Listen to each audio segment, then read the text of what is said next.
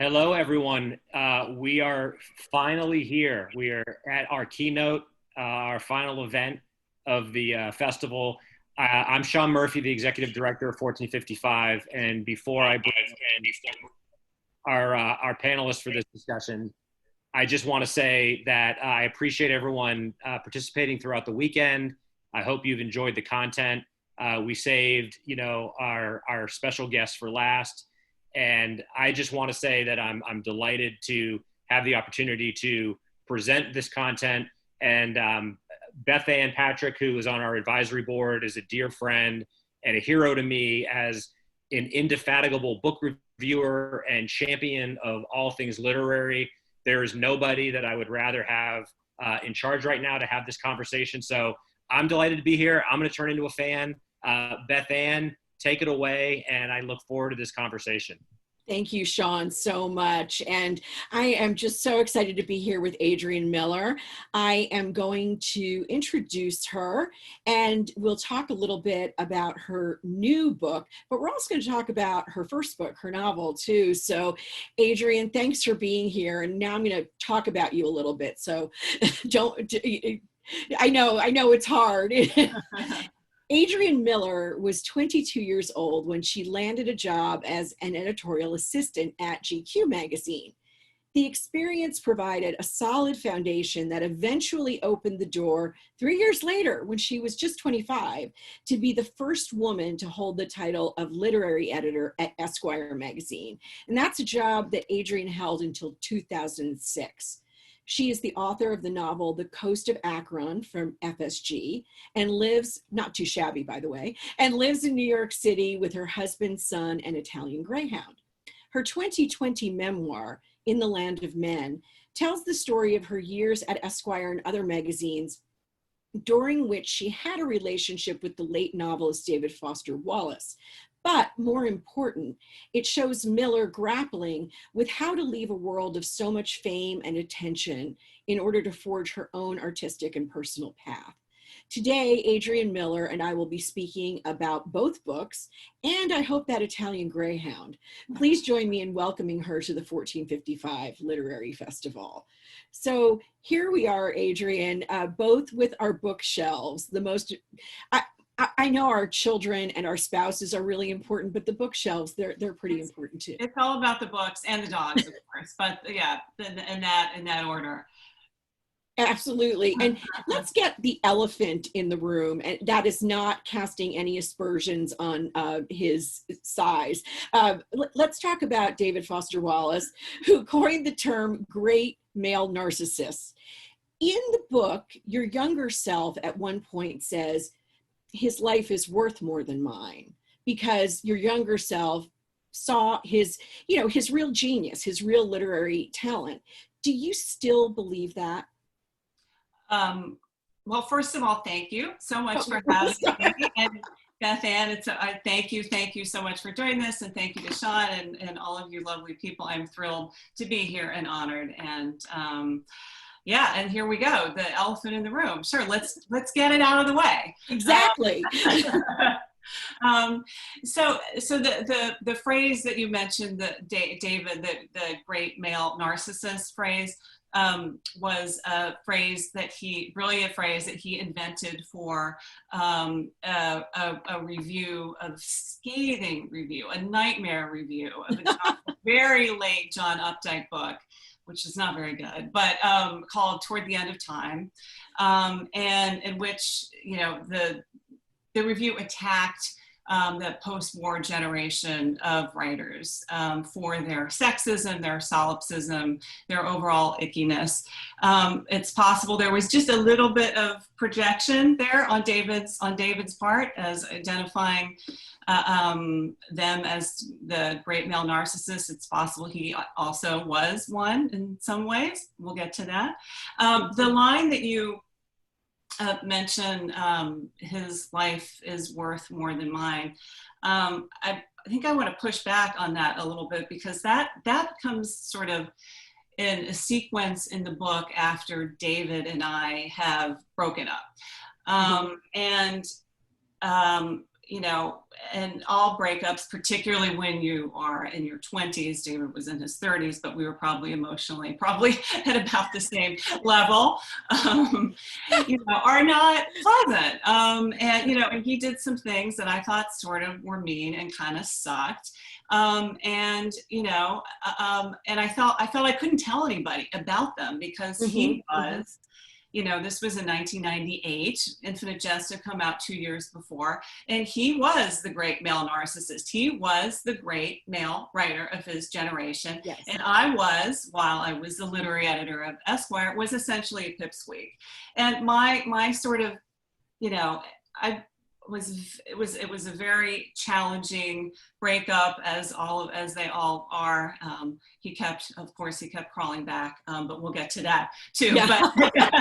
But you know, but my point in the line, maybe I didn't quite do it well in the book, but was really the world's perception of him was that his life was worth more than mine, so he could behave any way he wanted to toward me, and there wouldn't be any consequences, right? But now, you know, and you did kind of get the feeling with David, a lot of really David was an amazing man in so many ways. He was also battling, as we know now, profound mental illness, but there was also often a sort of a sense that he was just kind of protected on all quarters, right? And I felt I was just, you know, completely unprotected and exposed. And it was, you know, it was a difficult and painful sort of early, you know, mid-20s sort of realization. But, you know, but we live in a very different era now, in an era in which the bill comes due and we sort of can't behave abominably toward people without expecting some pushback. I'm so glad you did clarify that. I want to, I'm going to flip a couple of the questions here.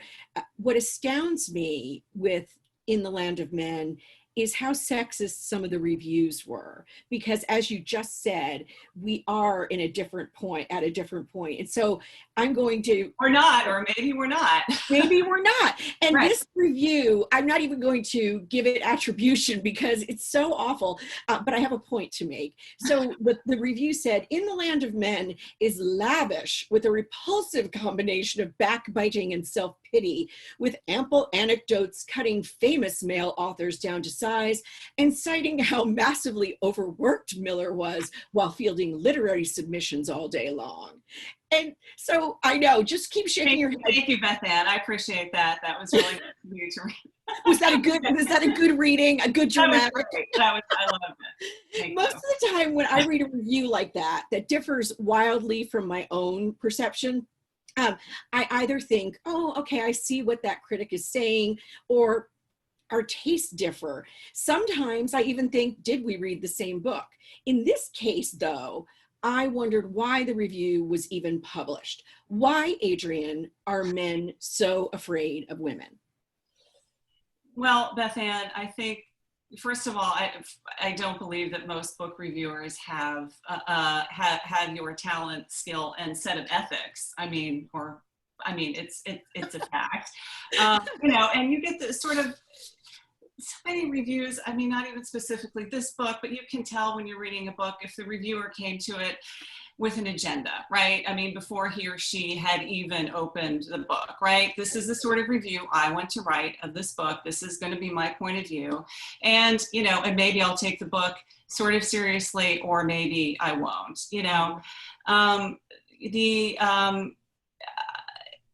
I guess it was a male reviewer who wrote that review. Yeah, I mean, but I had some really weird, like, sexist, like, reviews, I mean, from women too. That can happen. But, you know, I mean, but the answer, I mean, I guess the answer is, is what? I mean, we all are, it's all about prejudice, I guess, right? Mm-hmm. I mean, like, you know, I mean, we're thinking now about how life maybe is not a zero-sum game, right? Meaning not necessarily that there needs to be a winner and a loser in, you know, in every sort of social sort of situation and dynamic, right? I think that it's just men sort of pushing back and clinging to whatever power they have, you know, in the way that sort of, you know, that all people sort of kind of cling to sort of whatever they have. If somebody else is up, then I'm down, and I'm just gonna, you know, I'm just gonna fight you about that. That is so true. One of the things I loved, on the other hand, was a female reviewer who said, chances are you, a woman reading this, dated a David Foster Wallace. Chances are your DFW read DFW. We don't have to keep talking about him because we've got plenty more to talk about. But I do think it's very interesting for us to talk about why the David Foster Wallace type. And yes, we know he was unique in his work, but you know, the kind of bombastic, I'm a genius, literary man, why smart women keep falling for this. Right. I mean, so, you know, my sense was that people sort of tended to come to the book with a lot of their own relationship baggage, particularly women readers, but which is totally understandable, right? Sure. Every reading experience has you in it.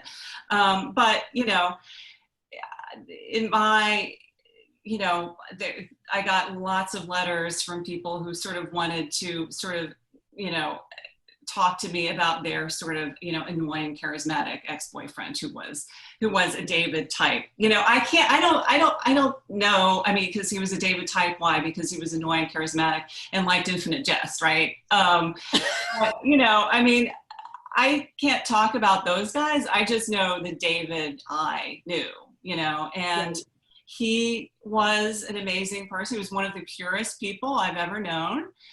He was monkish in his devotion to his art. He was a genius. I truly believe that, you know, if every era has like 5 writers that will be remembered from it, David probably is one of them. Sorry, he is. Yeah. You know, I mean, he was rabidly curious. He was hilarious. He had the timing of a stand-up comic.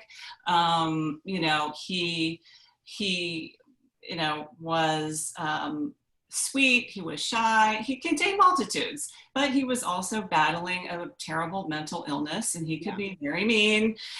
He could be very manipulative. He could be sneaky. He could lie. I mean, you know, not to mention needy. And super, super crazy needy, you know, and, you know, but I don't know if this is such a radical sort of position. I mean, to present, you know, all sides of somebody's character, right? I mean, that somebody can be both good and bad. Like, I mean, this does not, it seems to say something kind of interesting about our culture, right? That we can't sort of, you know, that people are sort of this thing or the other thing, when in fact most people are kind of right in the middle.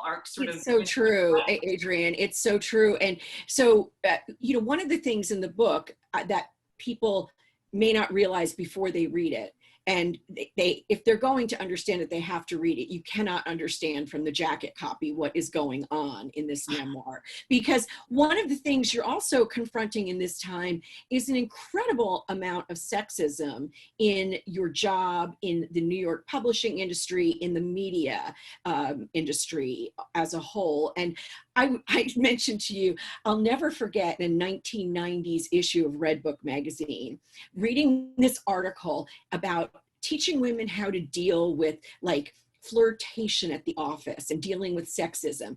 And so one of the great examples was, you can be really funny about it. So if a man comes too close to your breasts, just say, whoa, don't touch the fun bags. And you'll be seen as someone who's cheeky. I know, it's so gross. And you did write a piece in 2018 in Vogue that got a lot of attention, rightly, about the sexism. And so I'd like to move from talking about DFW to talking about what it was like for you as a young, incredibly intelligent, young, you know, a woman who had her own ideas about her life, and then just to be put into this place where you were, for example, referred to as veal. Oh yes, that was and a friend of mine actually said that too. That anecdote. It was one of our first sort of group dinners at Esquire. So as you mentioned, I was appointed by my friend and mentor David Granger as the literary editor of Esquire when I was 25. You never know how young you are, you know, like, you know, I'm 25, I have 3 years under my belt here, you know, of course I'm ready for this. But so he had been my boss at GQ. He was like the #3 editor and hired me for this, you know, very prominent, prestigious job. And group dinner at an Italian restaurant in Long Island City. We took town cars there. Like, why did we need, what was so extra? Why did we need to do this? There were like 20 of us there. I'm almost vegetarian, you know, and was then too, but for some reason, maybe I was trying to hang with the big boys. I'm sorry to report, I ordered veal. And this guy sitting across from the table, he had been at GQ, friend of mine, still kind of a friend of mine, announced to the entire table, "Veal, you are veal."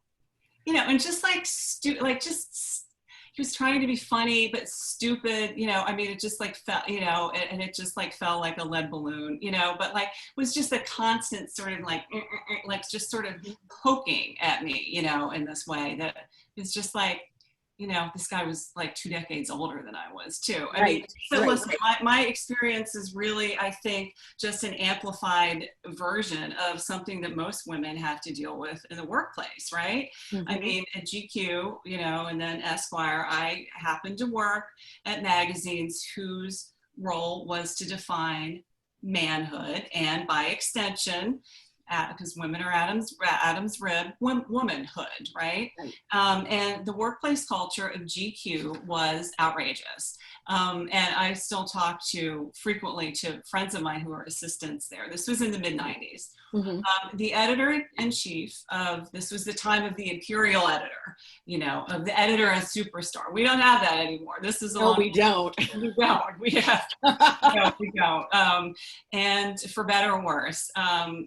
But it was Art Cooper, was the editor-in-chief of GQ in this era.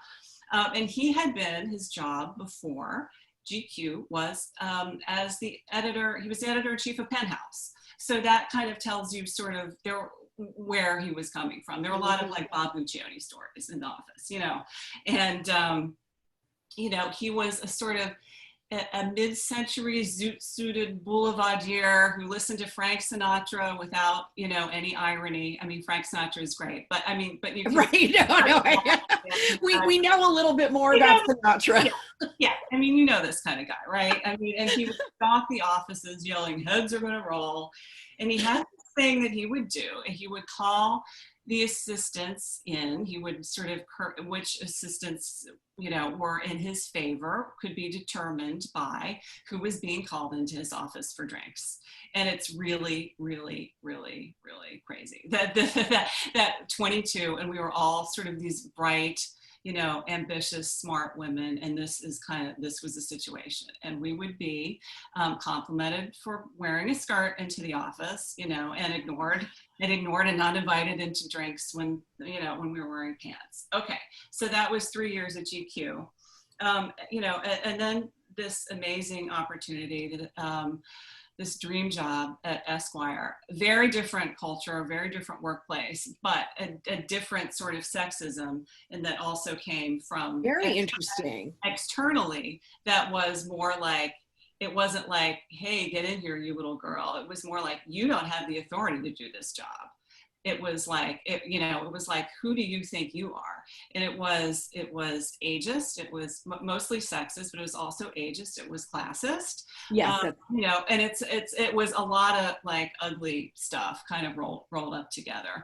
And, you know, but that said, David Granger, the editor-in-chief of Esquire at the time, he took a huge chance on me, you know, and it's kind of now looking back on that, given now that I am 20 plus years past that, and now I see how young I actually really was and how inexperienced. It's kind of unbelievable that he saw something in me. I don't know what it was. He also hired Dave Eggers at exactly the same time. Dave Eggers started his job the same day I started mine. He was in the office next to me. We're approximately the same age, just a couple years older. But you know, but Granger had a sort of a sense of sort of what was new, what was, you know, what was sort of he really did, you know. So and you know, it's funny because I read in the Granger years, I read Esquire so much more religiously than I read, any of the women's magazines. And at the time, because my husband was active duty military then, because it was easy to get, in military places, being a men's magazine. So instead of reading literary journals, I was just, following. So I really followed Granger's career and yours as well. And what always, I just remember this feeling every month. I would say to my husband, oh my God, there's another woman in lingerie on top of this amazing story, and so I knew that Granger also had the business sense, but as you say, he had incredible taste. And the reason I interrupted you, and the thing that I have to say is, it infuriates me that Dave Eggers was paid twice as much as you. So yeah, that's a sad little anecdote in the book. Dave and I were, we were office buddies, and we sort of socialized together quite a lot during those years. And we went to see a concert, Jesus and Mary Chain, for the Gen Xers out there. Totally. For the gray-headed Gen Xers. And I remember getting out in front of it. Was at Fez, Time Cafe. I remember getting out of the cab, getting out of the cab. And, Dave is like somebody who, like, receipts and money, like, is falling out of his wallet. Like, he's not like the most organized, person in the world. And I looked down and picked up some papers that had fallen out of his wallet. And I saw his pay stub, and he was being paid literally twice as much as I was being paid. It was amazing. And it was a moment. And I never even, I'm still friendly with Dave, and I still have never even talked to him about it, because it's still 20 years later infuriating me. But it's in the book, so. But yeah, the cat is out of the bag. Absolutely. Well, one of the reasons that In the Land of Men appealed to me so much when I read it is that it's as much to do with you moving into your own league, a league of her own, if you will, and a league that means leaving behind the world that thinks it made you. That was something very interesting to me, because some people, for instance, remember Working Girl with Melanie Griffith, some girls, Bridge and Tunnel crowd, come over and might fall into the power more easily because they don't have a really strong concept of themselves. But, you had a really strong education and background, and you knew that you were moving into something else. And so even though that world might have said, who do you think you are? You're so young. How can you have the literary acumen? You knew you had it.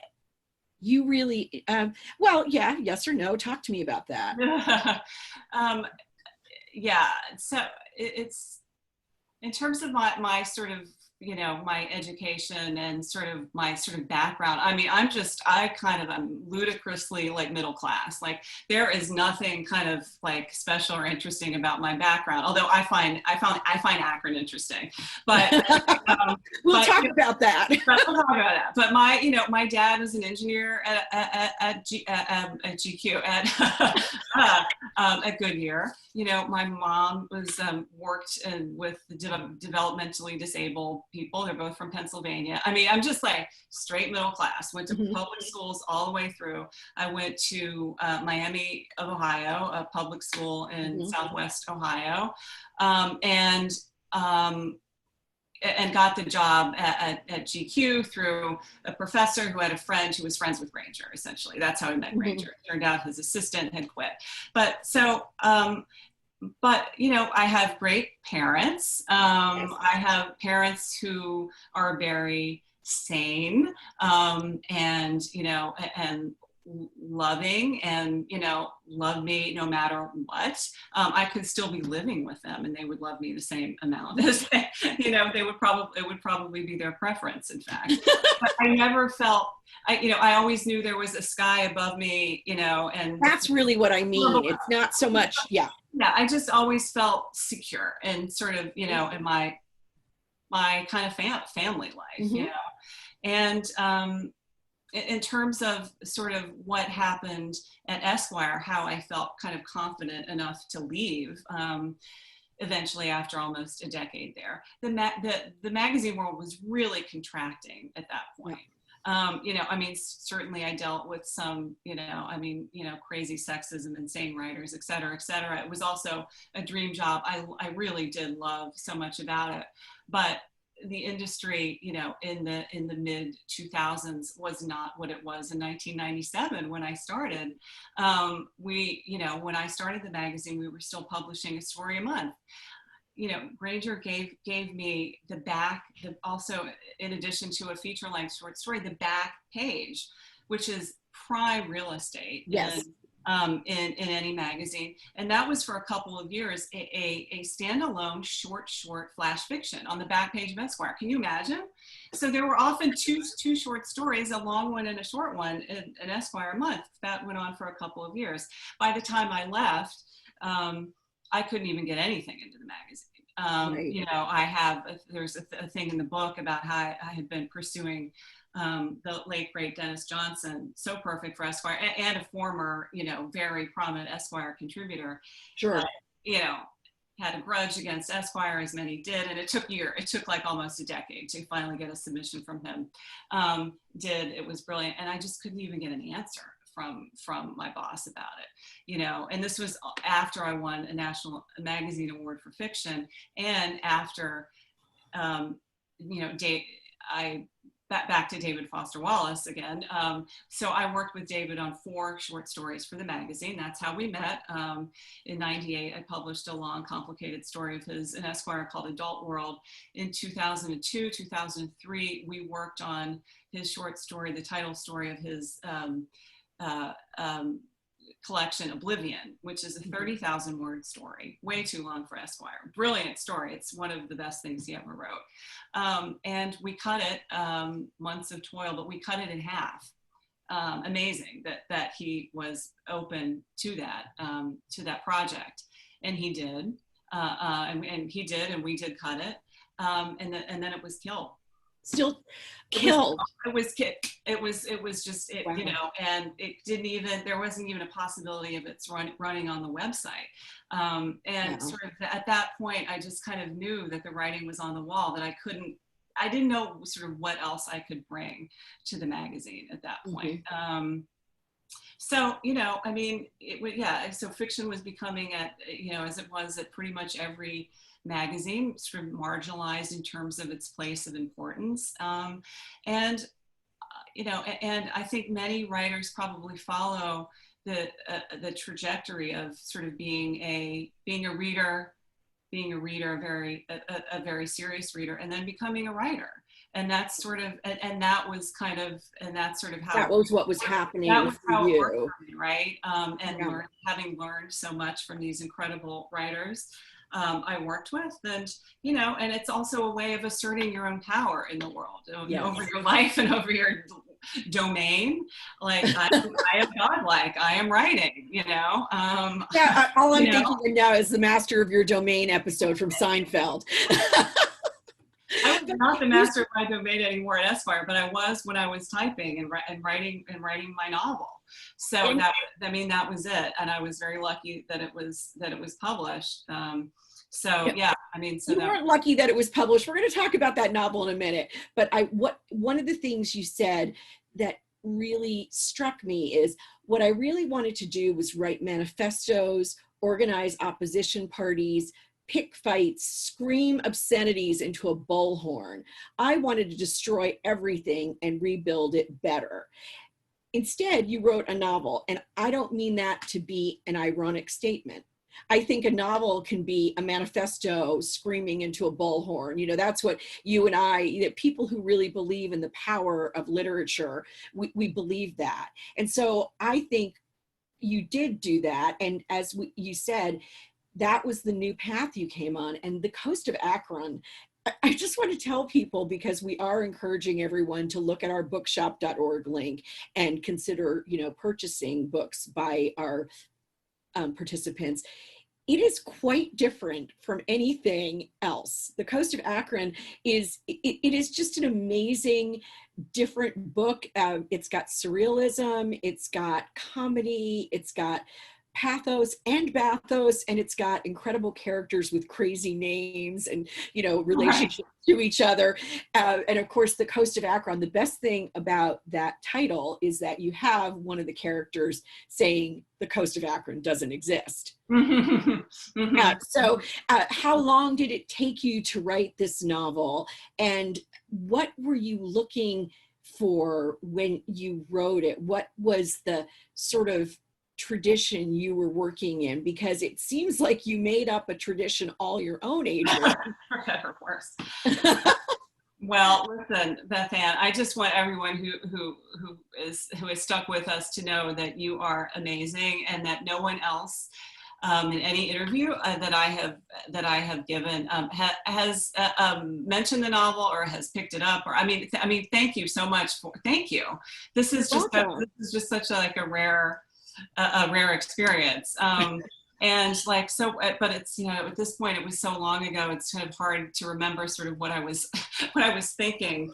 I was young, you know, I was in my early 30s, I was young, and I just kind of followed, you know, one of the main characters' name is Fergus. I started with a name. I always tend to, I start with character names and a voice, and I just kind of, you know, followed that to see where it would go. It in large part is also a story of a woman or women, a mother and a daughter, kind of coming into their own artistically. One artistically, one, she believes she could be an artist, but is I don't know what she is, but she has other outlets for her angst. Yeah, I mean, you know, you tend to sort of, and I'm writing another book now, which is almost done. And you sort of realize that you have your themes as a writer, and that you kind of are writing the same book over and over again. You know, really, the Coast of Akron sort of stylistically probably doesn't have anything to do with this memoir, but thematically, it's pretty much in the wheelhouse. And so it turns out that the novel is pretty much of a piece with these two books. Isn't that interesting? So weird. I mean, it's kind of really depressing that we just keep doing the same thing over and over again. But so we write on. We write on until they tell us to stop. We're all writing. I know. In fact, I feel the same way about all the novels in the drawers that I have. We do have these preoccupations and things we need to work out. Yeah. So in the Coast of Akron, what do you think, are you working out,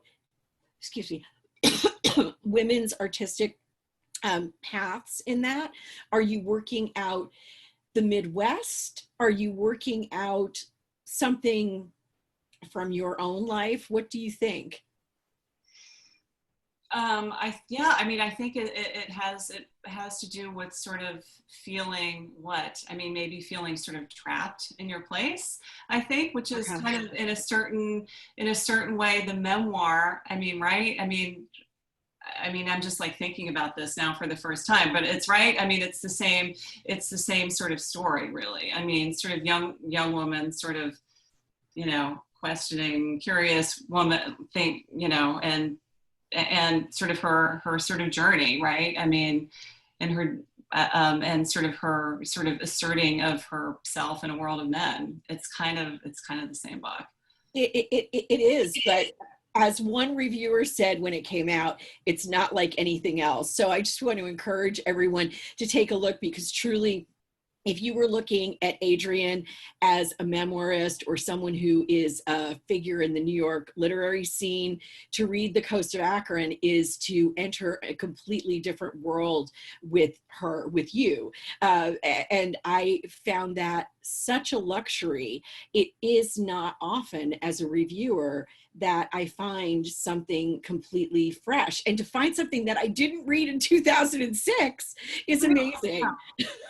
Thank you so much. Thank you. That's amazing. You're welcome. You know, it's really fun. And you also told one interviewer when the novel came out, I love this, there's something really weird going on in Ohio in the Midwest. And I know that's in reference to the novel, but given our present moment, and the things that are going on. Yeah. What is going on in the parts of the country that, let's say, are pushing back against the rest of the country? I'm trying to be diplomatic. Yeah. It's, you know, it was in, when I was finishing the book, it was the Coast of Akron. It was so long ago that it was the year that John Kerry was supposed to win, right? And right. You know, it was Ohio actually that tipped the election in 2004. But you know, what can I say about growing up in Ohio? I mean, you're responsible for yourself. You know, when you grow up in the industrial Midwest and somewhere like Akron, right? No one cares who you are. I was never really aware of any real class system. You know, everyone just seemed kind of the same, but yet in another way, like people were a little weirder and a little less conventional. I live, you know, as you mentioned, I live in Manhattan still on the Upper East Side. And, you know, and the people who have stayed in New York now tend to be some of the most conservative, conventional people I've ever met. Ohio is not like that. The industrial Midwest is not like that. These people make their own lives, you know? Yes. So it's kind of all you can do when you're sort of in Akron, you know? You know, yeah, I mean, LeBron James talks about this too, and he's, you know, Akron's king, and he's very good about this. That no one, when you grow up in Ohio, you feel no one owes you anything, right? But when I was a kid there in the 80s, it was still possible to have like sort of on a you know, there were factory jobs, and you know, and the only class sort of stratification I was aware of at school was, you know, the kids with the fathers who had factory jobs, and the, you know, and the kids who had the parents who had this sort of white collar jobs. Mm-hmm. But we were all sort of together. Those factory jobs are gone, and a lot of the white collar jobs are gone too. Right. There is rage. I mean, so there is the answer is that the economy has changed, and there is rage there, and a sense of nihilism. You know, my parents don't live there anymore. I would love to go back, but I don't have any family there. But now, but it's people are angry. You know, people are very. I think that's very interesting, because one of the things I told you I wanted to talk about is, as someone married to, well, my husband grew up basically on military posts, but his family's from the Midwest, and we have lots of families still there. And I also just interviewed an author who grew up in the tiniest of Midwestern towns, and everyone I know from the Midwest talks about escape at one point or the other. Mm-hmm. And it's because I'm talking to people who have left. You mm-hmm. do mention, of course, that it's amazing to you how so many of your classmates from high school, and I'm sure from college as well, stay. And same thing for me growing up in the other side of the Hudson River, you know, in the Rust Belt of New York State. Mm-hmm. You know, it's the same kind of thing. And so escape is something that's very important as an artist, I think. Maybe mm-hmm. not necessarily just to, you know, it doesn't have to be New York, but New York is a famous place to escape to. So I'd love to hear you talk about some of your influences who did escape. You know, or maybe they stayed in the Midwest. But for example, I'm just thinking of one of my favorite Midwestern writers is Dawn Powell. Oh, yes, absolutely. Hilarious. And she made something of that place. Yeah. And I always think, I don't think I could go back to Newburgh, New York and figure out how to make something of it. That takes a particular kind of genius. Right, for sure. Well, I mean, it's interesting. I mean, back to David, right? David was considered himself very much a Midwestern author. And he, lived all over the place and then eventually moved back for a job, but moved back to Illinois where he was from. I often, I mean, we talk about this a lot and I thought about it a lot too. Like, how can you live there? And I mean, no offense but like, I mean, that was that he made a sort of a world for himself in Bloomington, Indiana, and downstate in Illinois, I'm sorry, and did his most productive work there, But in terms of my sort of,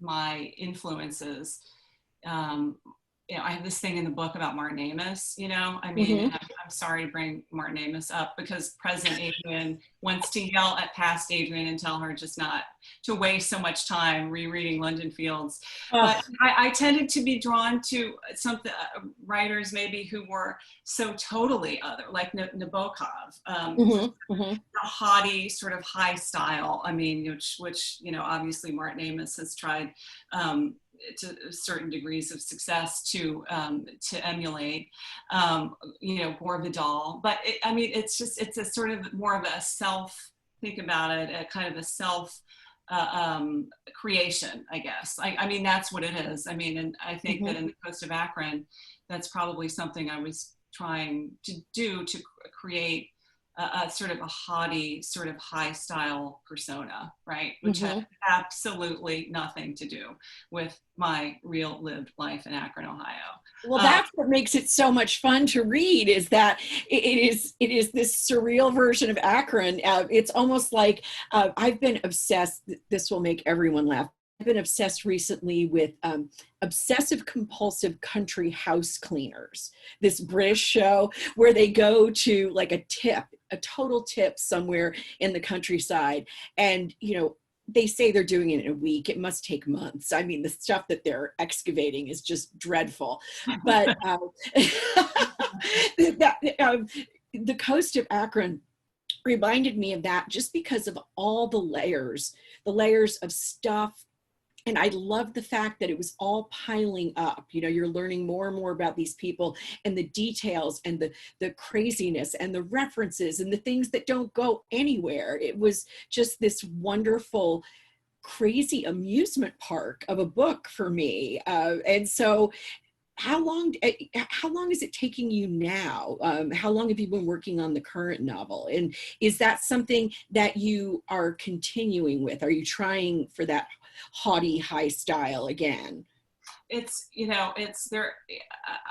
Maybe I haven't learned very much because the last book the memoir took about 3 years. This novel that I'm working on now has taken, I have been working on this not sort of before I started the memoir and kind of after the last novel, like over a decade, really. I'm relentless about this. I am not going to give this book up.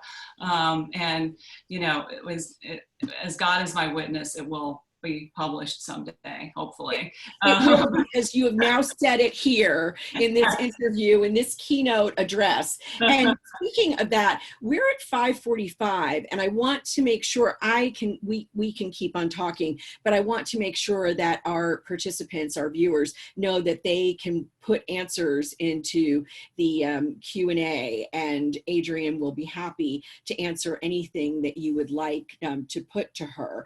But while we're seeing if some questions come up, do you think, you've been in the game now for a while, not a terribly long time, you're still young, you're still, but absolutely, it's taken a while for women's voices to be taken seriously. We know that.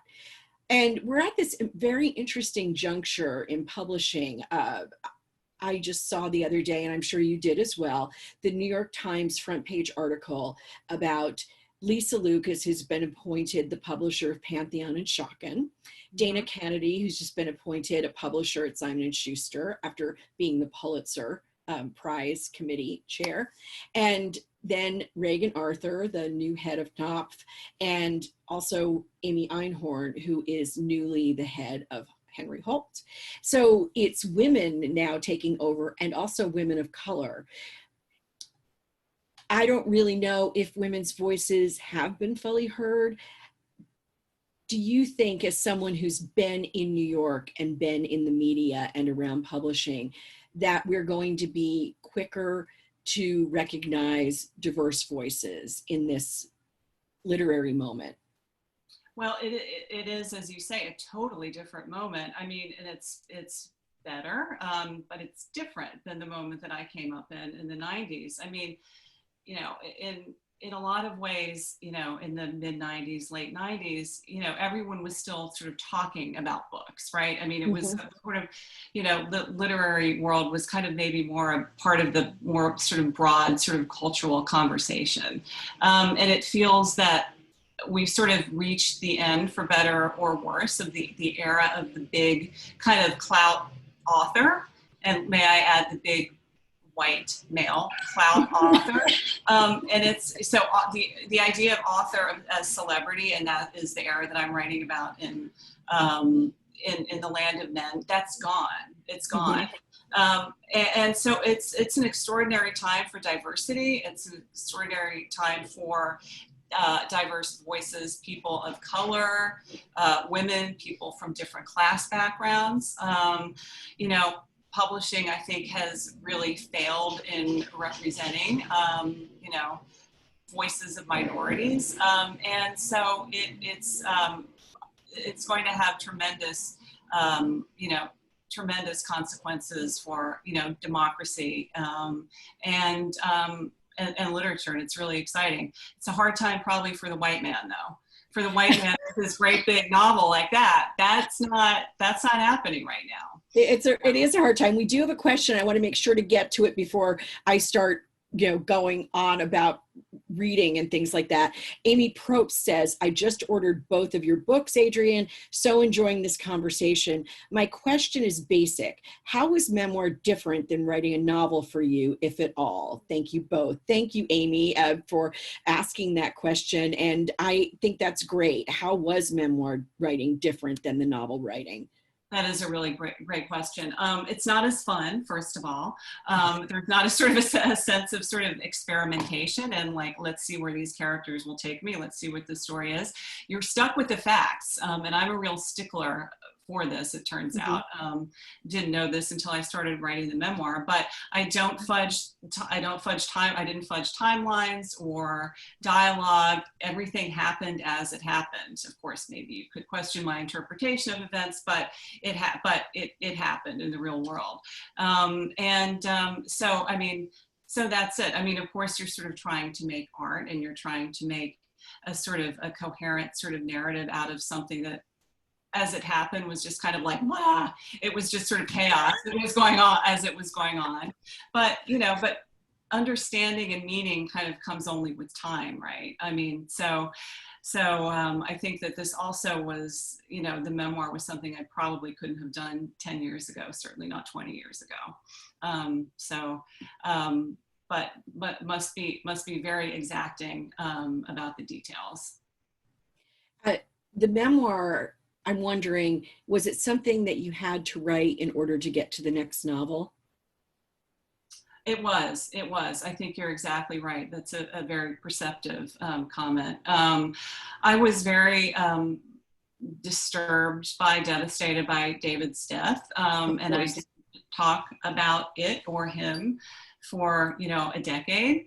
You know, I found a sort of a safe way to sort of start writing about my relationship with him, which was just the editorial sort of part of our relationship. And I just sort of sat down and put myself in this very room in a sort of a fugue state and tried to sort of remember what that was like working with him on the first short story we edited together at Esquire Adult World. And it just all kind of came out of that. And it turns out that my relationship with him and the romance of that, it was all kind of part of the same story in my sort of development at that time in my life. You know, another question I want to ask you about writing the memoir, and well, actually more about this new novel that you're working on, is when you wrote The Coast of Akron, when you worked at Esquire, when you knew David Foster Wallace, you weren't yet, well, you were married towards the end of the memoir. That's the timeline. And you weren't a mom yet. And I think that's just always so fascinating, because not every novelist who's female is a mom, and not every novelist who's female and a mom is writing about motherhood. Mm-hmm. But I'm wondering if the stage you're at in your life now, with an 8-year-old, with a dog who I want to hear more about, by the way, if that is something you're seeing has changed your writing as well. I think I'm probably, I don't know if I'm smarter, but I think I'm more empathetic, you know. Mm-hmm. I mean, certainly, I think I have a lot less time. So, I mean, that is probably explains also why this novel is, my son is 8, why the novel has taken me 20 years, 10 years. It seems like 20, it seems like 50 to write. I mean, but, you know, I mean, you sort of, I kind of look back on my son's name is Dean, my pre-Dean life in a way, and I just think, what was I doing? I mean, really, I mean, and everything that seemed sort of so important then, getting XYZ short story into the magazine, it's, you know, it's certainly a different set of priorities now, and a different set of challenges too. I mean, you know, I was writing this when he sort of, the memoir when he started kindergarten. I mean, so my sort of time would, you know, he would come home at 3 and it was over. So I had to be much more, you know, I mean, in a practical way, I just had to be much more productive with the few hours that I had to write. You know, the Coast of Akron, I had all weekend. I had a leisure 12 hours. I could stay up until, you know, 2 in the morning. You know, can't do that anymore. It comes back again. Okay. You know, I've got, you know, my children are grown. It will happen. I have 10 years until Exactly. I think that's so interesting what you said about, you know, a different set of challenges, but also what you said about what was I doing with my life. I've heard that from so many parents over the years. You really do wonder, you think, I was just, you know, I had all this time, I just frittered it away, but it didn't matter as much as your time once you become a parent, because you really do, you know, focus on that child so much. It's so That's important. Right. And you sort of, and you become sort of so much more sort of intensely, sort of tragically aware of the sort of the passage of time too, right? I mean, when we're sort of, you know, sort of, you know, in my sort of young adult life, I could just kind of pretend that I wasn't aging, that everything was just kind of staying the same, and that, you know, but now, like, it's tough even to look at pictures of the kid from, you know, 5 years ago when he was 3. Yes. Just like, start crying.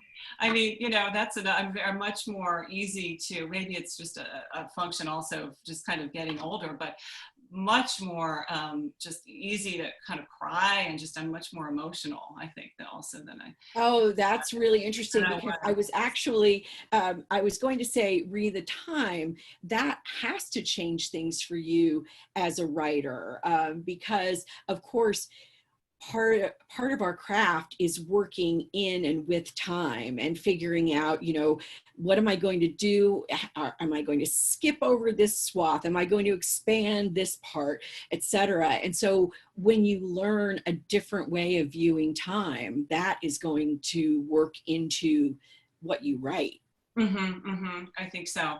And sort of when you think about the sort of the women now who are writing sort of auto fiction, like Rachel Husk, you know, it's a very, you know, I mean, these are not books, white man books, novels like this. I mean, these are, you know, these are small, merciless, you know, books with small, short chapters, and you sort of feel, you feel that, you know, that writer is a human, and you feel that kind of, you know, how the time pressure is kind of, I'm not explaining this well, but like, but no, I know I can see that these are books written by women with young children. That's what I'm trying to say.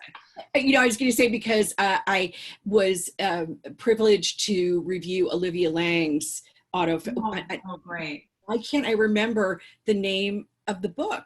Is it The Lonely City? No, it was the autofiction. The Lonely City is essays. Oh, okay. But oh my gosh, it's it's terrible. But anyway, that is something I thought when say to Crudo. Oh, okay. Yes, that was the title. But you're right. I thought a lot of books. This is it's very interesting because, of course, she is writing autofiction about pretending to be Kathy Acker. So it's really very, very different and strange, but wonderful. And that compression of time is something I really noticed about Crudo. I didn't actually think about motherhood specifically, but I know what you mean with Rachel Cusk. So that's fascinating. And what do you think right now with the media has changed, magazines have changed, publishing has changed, all of this we could, lament, but we can also see that here you are, a woman who is an artist, who is making her way, and we are seeing wonderful work from women, from people who are genderqueer, from people of color, all sorts of different places where new stories are springing up. So what do you say to the people out there who are starting out, emerging in their careers about their stories? Keep writing, and the most important thing is every writer, high and low, is rejected all the time. And the most important thing is self-belief, right? And just to keep going. And every book finds its own readers. I think that's a really, really important point to make.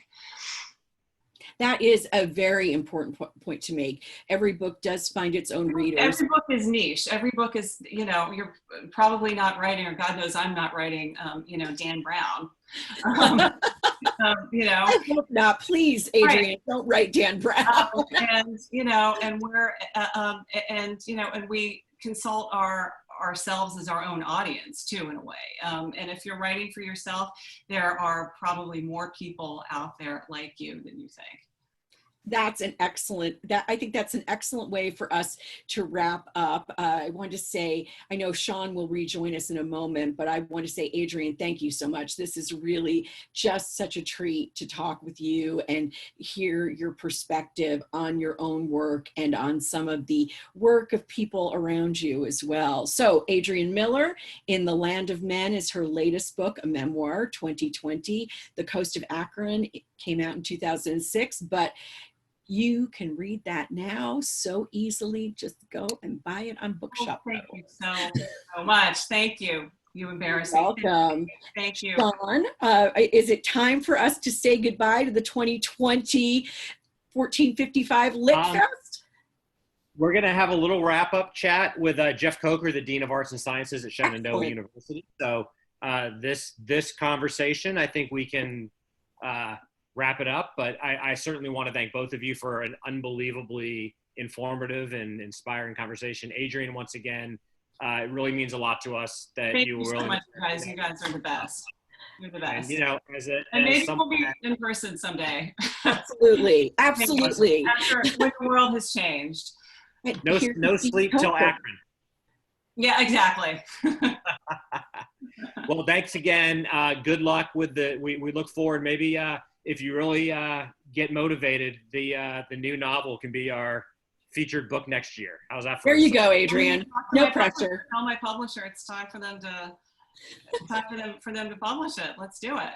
I'll make a few calls. Excellent. Thank you guys so much. Bye. Bye.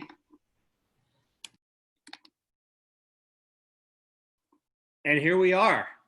Jeff Coker. Folks, if those of you that are still chatting with us, I just wanted to bring my good friend and a wonderful and invaluable supporter of 1455. Jeff Coker is the Dean of Arts and Sciences at Shenandoah University here in Winchester. As I explained to him, I didn't really invite him as so much as I insisted that he join us for a conversation because it feels both right and respectful. Jeff, pretty much exactly a year ago at this moment, we were in a very different atmosphere, in a very different setting. You had made the wonderful campus available. We had an amazing reception and dinner.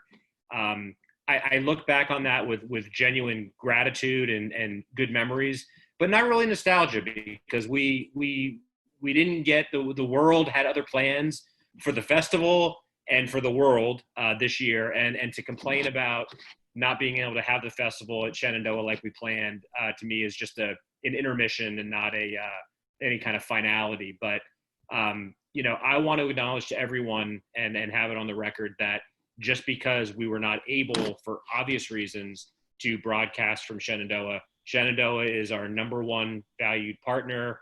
We have done programming with Shenandoah. We plan to continue to do programming. I think LitFest next year, I have a lot of confidence that the world will be in a better place, and we look forward to that. I want to give a shout out and give you a chance to say a few words about, whatever you want to say as it relates to the festival and our partnership and so forth. Sure, Sean. Thanks. What a difference a year makes, huh?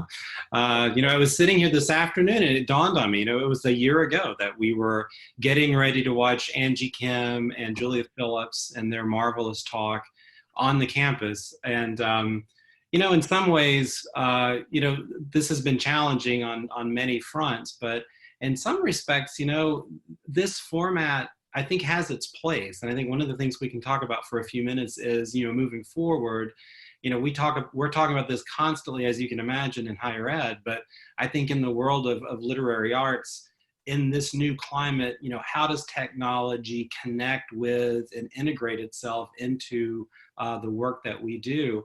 I was, as I've been watching panels throughout the last couple of days, one of the things that I'm most struck by is the level of intimacy that we have with these remarkable writers. One of the things that I've started doing, I've got to admit this, is that whenever I can, I try to see what books are on the bookshelves on the speakers, because you're seeing them in their living rooms, you're seeing them sometimes in their bedrooms, and it gives you this sense of connectivity to authors and artists that, in person is, I think there's some obvious, desirable and advantages to being in person, but it strikes me that this festival, I know on the front end you were wondering, well, how is this all going to go?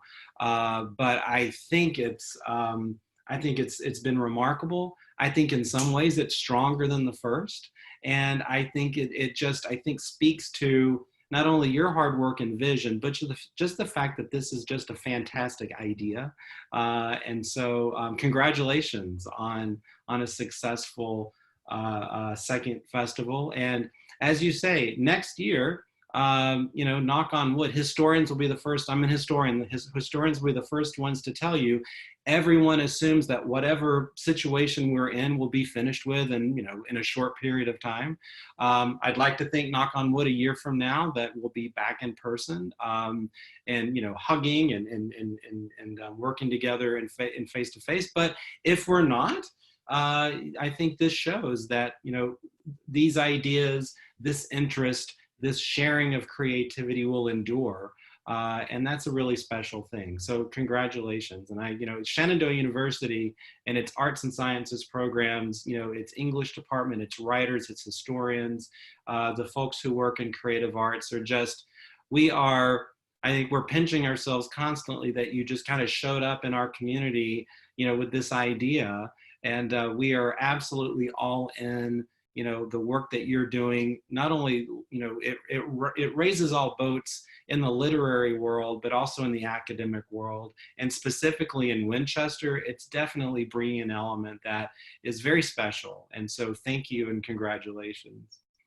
Well, thank you. And I'll say, I said last year and I said it again this year, whenever any of the participants thank me for throwing this together, I tell them truthfully, without speakers and writers willing to engage and without an audience to engage with, all the hard work in the world would make would have very little impact. Similarly, without partnerships, without the opportunity to collaborate and use resources and lift those tides, it would be very kind of soulless work. So the thanks goes right back to you and the kind of support. I think you and I both see kind of the contours of how we can really take advantage of existing dynamics, but also maybe innovate and really try to tap into taking advantage of technology and all this energy and infusing, you know, our younger generation with some of these resources and tools.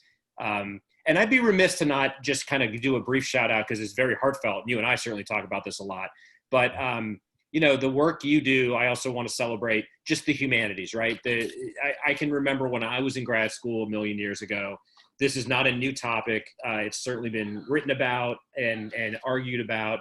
But I think right now we're in a place where I think we're emerging, at least from the hardest days. And this festival certainly proves that you can and should connect, and the show does have to go on.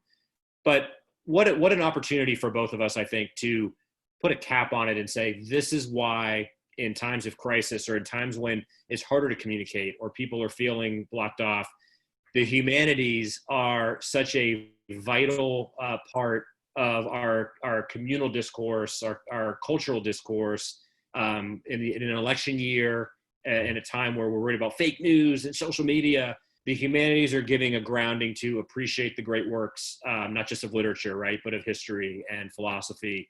So you consider me in as a long-standing fan of the humanities, but someone that wants to trumpet the work you're doing at Shenandoah, because I know that this is important on a lot of levels. That's so well said, Sean. You know, and as an educator, you know, we are in unique times, and I think young people today, you know, they're growing up in just an age that's saturated with, you know, popular culture and mass media, and yet at the same time, you know, I think more so than in a long time, this is a generation of young people who recognize that they're in a unique age.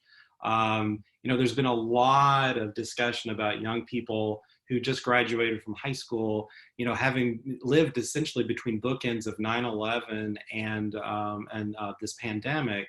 There's this sense that, you know, we don't really know exactly how to focus our energies and our direction, but we know that the world is not right. And, you know, I tell students this all the time, that the humanities are such an avenue for you to kind of push through the noise and bluster of mass media and of everything that's out there in the public. And so that I'm hopeful, I'm ever hopeful and optimistic that in the next, you know, the next iteration of higher education, the humanities are going to not only continue having salience, but actually increase in importance, because I think this is a generation, maybe more than ever one that we've ever had, I think desperately needs to draw upon humanistic study in order to make sense of a world that, you know, it's challenging on so many fronts.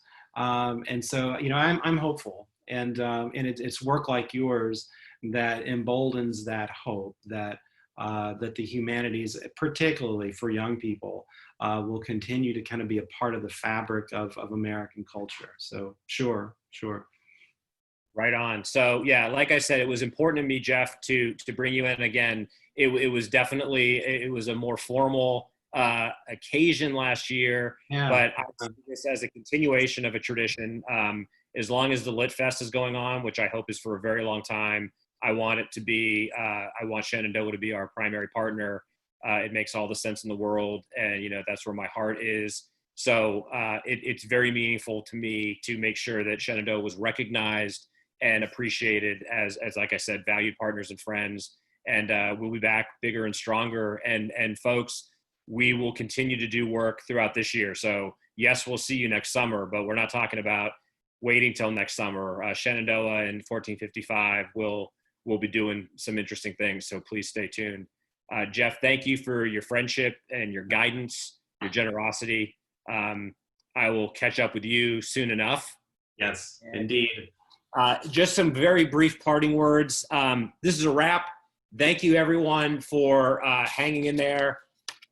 3 days of content is a lot. I hope all of you enjoyed what you saw. We've been saying all weekend, we're going to be sending out an e-survey. Please let us know what your feedback is. Please forgive us for any of the technical glitches. You know, it was definitely a new frontier, but I think we navigated it as well as we could. I had a blast doing this for the second time. We will definitely do it again. I want to make sure I once again thank our sponsors who are all over the slide decks and are all over the website. I encourage all of you, if you have not done so, please check out the event site and support our writers. There's links to bookshop.org in partnership with the Potter's House, who is our partner for this festival and will be our partner going forward. Support our writers, buy some books, support independent bookstores, and thank you for that. And then I definitely want to thank the incredible 1455 team. I've been on stage a lot, which is not necessarily normally what I would want to do, but I'm happy to do it. But I want to make sure we absolutely acknowledge the many people that have done a lot of the dirty and thankless work to really get this thing from a conference call in February to a 3-day festival. And let me name a couple of names. I want to sincerely thank our folks who did some tech support and were the tech hosts throughout the weekend. Heather, Ellie, Benjamin, Paige, Andrew, Katie, and then our closer internal team of Rebecca, Liz, Lee, Pamela, Karen, your favorite book reviewer and critic, Bethanne Patrick, and above all, my dear friend and advisory board member, Ben Mayrides. Folks, if you've been impressed with anything you've seen this weekend, it's because one man has been behind the scenes, one of my oldest and dearest friends, but also one of the smartest and most capable people I know. Ben Mayrides transcended anything I could have reasonably asked or hoped for in terms of helping me get my head around how we take an idea and make it technically sound. So anything that you saw this weekend that was a little bit clunky or didn't work is my fault. Anything good that happened is 100% thanks to Ben and the rest of the team. And I say that with complete seriousness. Without them, and I said this last year and I say it again, without them, I probably still would have done this, but it would have been a lot less impressive and it probably would have been, done analog over the phone. So I want to thank all of them. I also want to thank our special guests. I want to thank all the participants and speakers. Like I said earlier, without you, there wouldn't have been a festival. So thanks to each and every one of you, but special thanks to Gene Case, our first Storyteller Award recipient, and we'll look forward to doing a Storyteller Award next year. I want to thank all of our teen poets, especially the finalists. Your work restored me in a time where it's been a very heavy world the last few months, and those poems, while dealing with the COVID crisis, were absolutely awe-inspiring and made me want to get back to doing more writing. So I thank them. I want to thank Adrienne Miller, our keynote speaker. She's incredible. It was a tremendous honor to include her in the festivities. And then some of our other special guests, including Stephen Tobolowsky, who I enjoyed talking with earlier, the rock star Angie Kim, our homegrown MVP of the literary world. Much continued success to her. Harrison Scott Key and Jihan Vesio, all of you, I appreciate it. We will be back. Stay tuned for some more good stuff coming down the pike, including the 1455 interview series, Movable Type, our new publication that's coming out in the next couple of weeks, and our formal workshop series, which we'll be promoting on the website starting this week. And you can check that out with some of the same instructors that were here this weekend. Lastly, I hope everyone is well. Be kind, be safe, and stay lit. Thank you so much, and we'll see you next year.